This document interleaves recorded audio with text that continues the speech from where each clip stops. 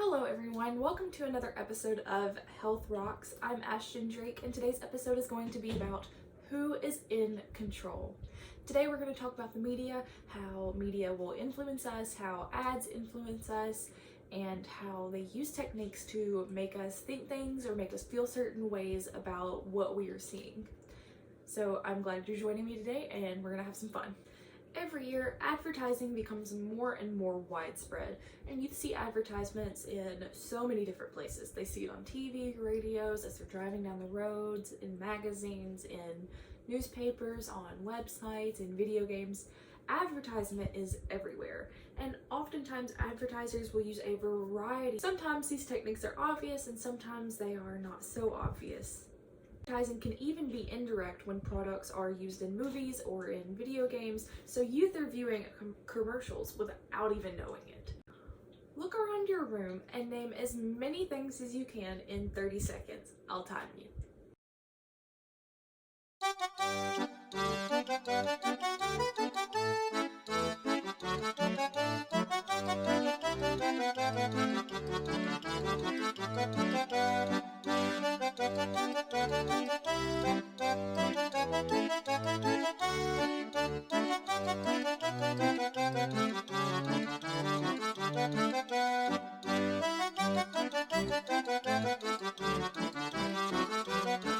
Now that your 30 seconds are up, look around again and think about how many of those things are advertising something. In my room, I have a magazine right over there and it's advertising a Coke right on the top. So a lot of these things that you may have in your room or around your house could be advertising in ways that you don't even realize. Sometimes advertisements are everywhere and you don't even know it. For example, you may have your TV on right now and somebody could be eating a Little Debbie snack cake. And if you see that, then you could be thinking subconsciously, hey, a Little Debbie snack cake sounds really good right now. That's an advertisement without them ever having to try and sell you anything. Now ask yourself, why do you think that companies advertise? That's right, they advertise to sell products, to make you feel a certain way about a product, to make you more apt to do something, to make you behave in certain ways. There are a ton of reasons why a company could choose to advertise. Now let's take a look.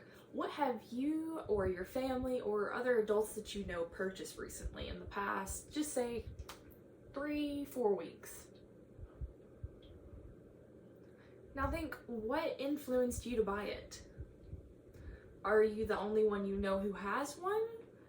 And if other people have it, why do you think that they bought it? These are good questions to ask yourself because maybe, just maybe, you were influenced by the media or by advertisements to buy that product. Now let's grab our marketing techniques used in advertising handout and grab a pencil. We're going to do a little activity.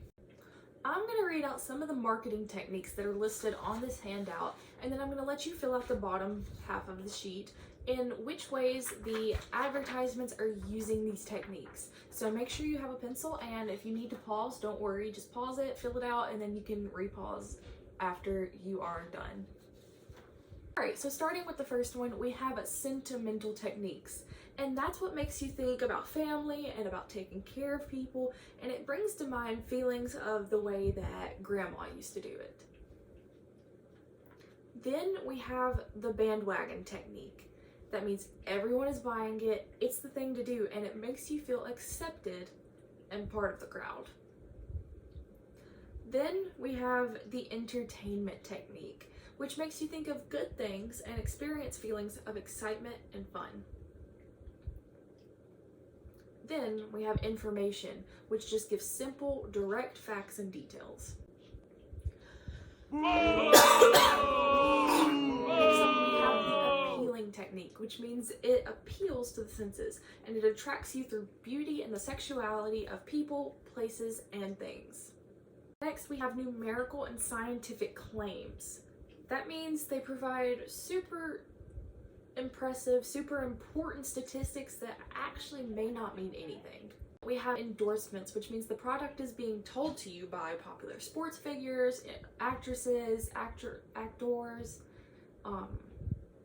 movie stars, recording artists, anybody who can endorse that product. Then we have lifestyle techniques, which means it links a certain lifestyle to the product, like the perfect family has this, or the perfect sports player does this, and that's how they get you to buy it. Now, I'm sure you can all think about different advertisements that you've seen that have fit each and every one of these categories. So take some time, fill out the bottom of the handout, and then I can go over the answers with you as soon as you're finished. Just pause the video here and fill that out. Alright, so let's ask ourselves, how do we think that people are controlled by the techniques that you did in that matching section? So for the first one, we have 9 out of 10 doctors recommend this product. How do you think that's affecting the people listening to that? That's right, with scientific and numerical claims, people are going to be more apt to buy that product because they're thinking, oh, well, it's backed up by science, it's backed up by numbers, so that means it must be a good product and it must be something that I need. In the second one, we have a music artist that is endorsing a brand, and he's saying, you know, I love XYZ and I know you will too, which is an endorsement technique. And this is seen all over TV, all over the radio, and how do you think that that's affecting the viewers?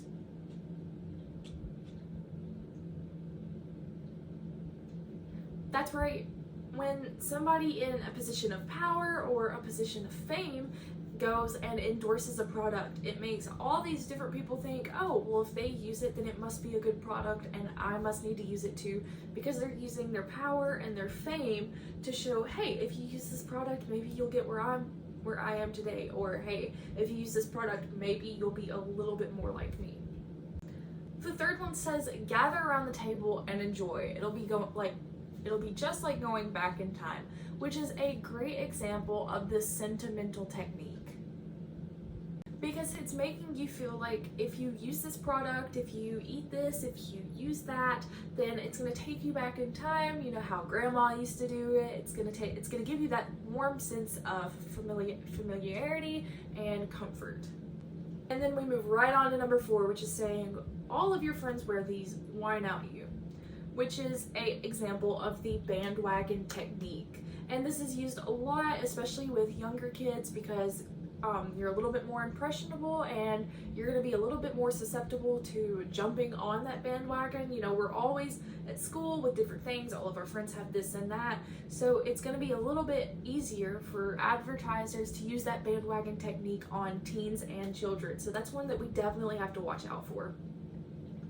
Number 5 says you will be irresistible when you use this product, which is a great example of the appealing technique. Now, just ask yourself, how are you going to be affected if you see that come across the TV? Maybe someone who is a little bit more insecure or is really wanting to change themselves in some way, if they turn on the TV and they see that, don't you think that's going to affect them somehow? Don't you think they're going to think, I need that product in my life because it's going to make me who I want to be? And then we have number 6, which says everybody who is somebody drives this car, which is a wonderful way of showing the lifestyle technique. So just take a minute and think, how is that affecting the people who are watching? Ask yourself, does it make you feel like you need that car to be somebody cool, to be somebody awesome, to be somebody who is somebody? We have the next one, which is this is made of metal and comes in 3 colors. That is the information technique. It's giving you all the information that you're going to need. It's giving it to you right there. It's giving you the details. So you say, okay, I see it, I want it, I need it.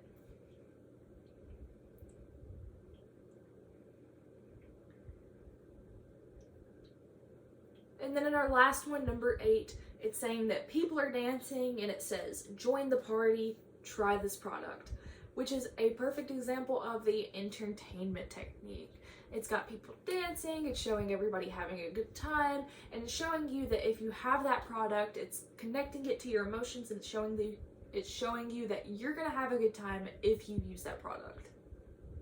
So hearing all these answers and thinking about all these things, do you think that people are controlled by ads? And why do you think they are? And if you now hearing all these answers and all these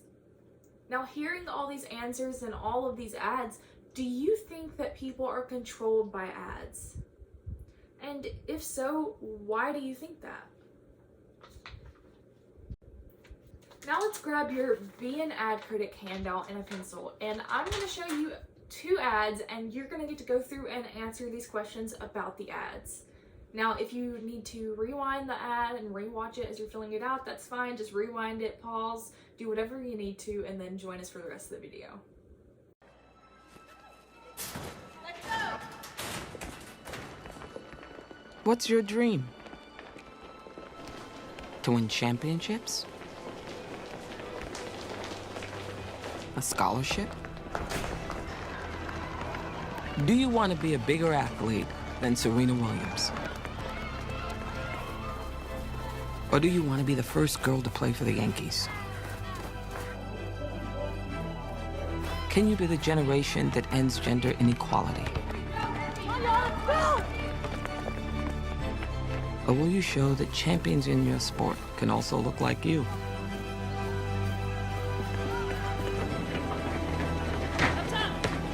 Maybe your dream is to be the first 13-year-old to go pro. All right, y'all. Or to push a sport to accept everyone just as they are.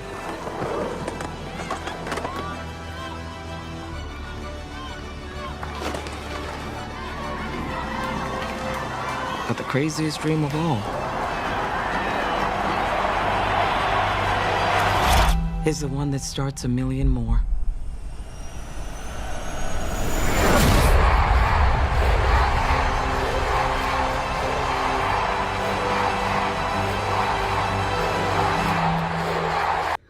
So in this first ad, you've asked yourself, what is the ad selling? What do you like about it? What do you dislike about the ad? What marketing technique is being used? And who is the target audience? So for this specific one, we're looking at a shoe ad from Nike. What techniques do you think are being used in this ad? In most Nike ads, a lot of times they will use endorsements and lifestyle techniques. One that we're seeing today shows a lifestyle technique. It's showing people running, it's showing people having a good time, showing people being good at what they're doing because they have nice shoes on their feet, and those shoes were provided by Nike. For the second ad, let's go ahead and do the same thing. You can go through it, watch it, fill it out, pause it if you need to, and join us in a second. Oh, not tonight, sweetie. You've had Chef every night this week. But I love Chef.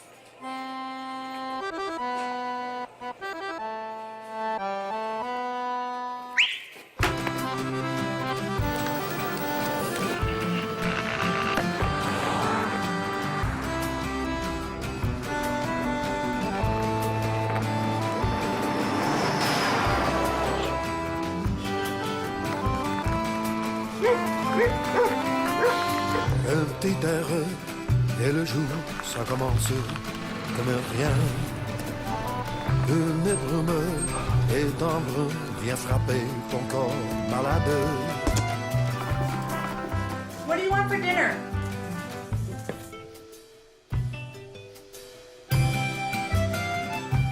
Chef Boyardee. Boy, this stuff is good. So you just watched a Chef Boyardee ravioli commercial, and in this we see multiple techniques used. 2 of them stood out to me, which are the sentimental and entertainment technique. Now, as you watch the mom, tell her son, no, you can't have this, Daughter. and then the can just roll all the way home, we see and get a sense of oh, this is fun, oh, it's following them, oh, they need this, I need this product.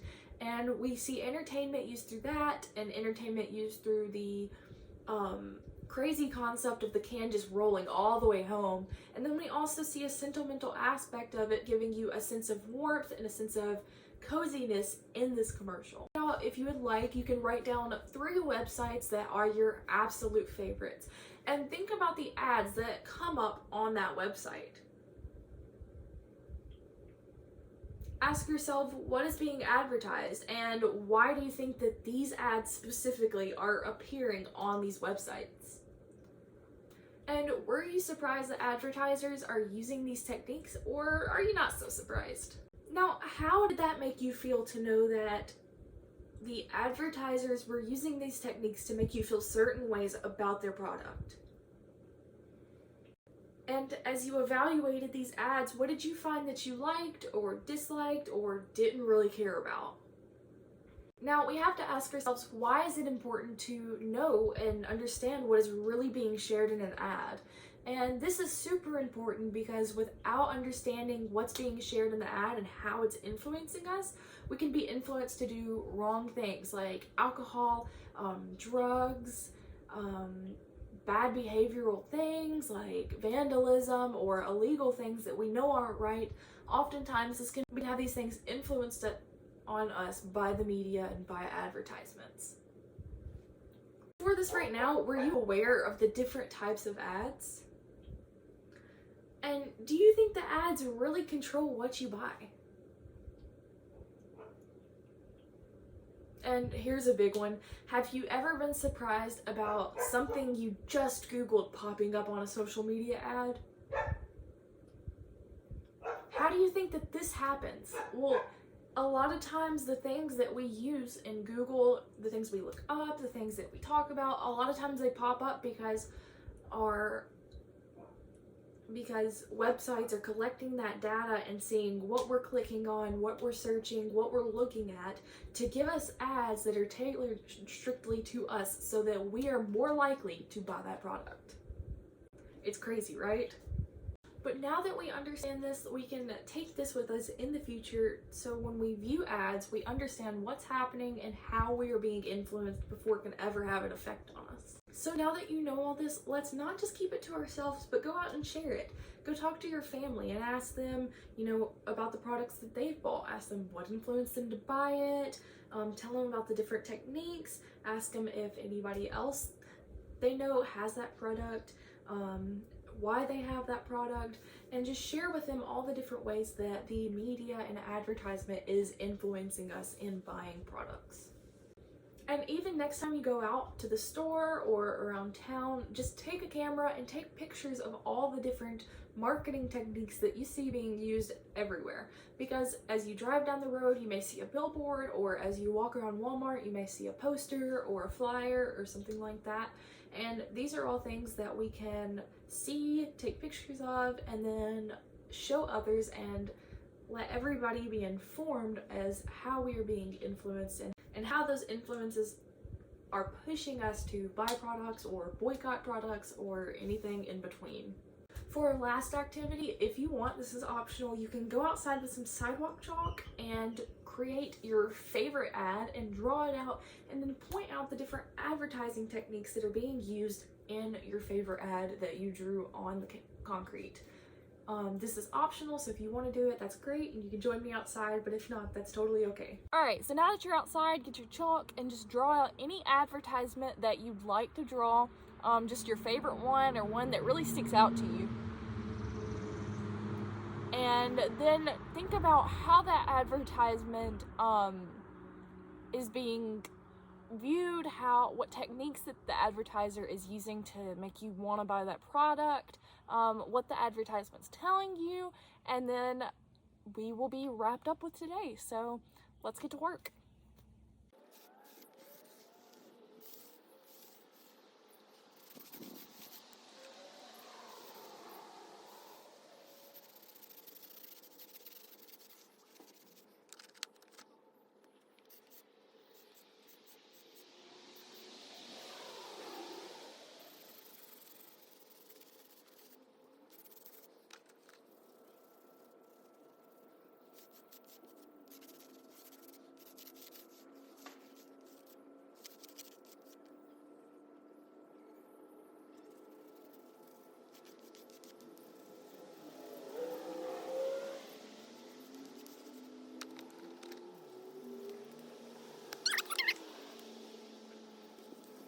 Alright, so here's what I drew, and no, I am not the best artist, but what you're looking at is the McDonald's arches, with the yellow and the red and a hand grabbing onto the arch. Now this advertisement was supposed to be showing that McDonald's is now handicap accessible. And while it may not be showing through what I drew, it is a great way to show that McDonald's is diverse and it's accepting of all, and that they are catering to the people who have specific needs.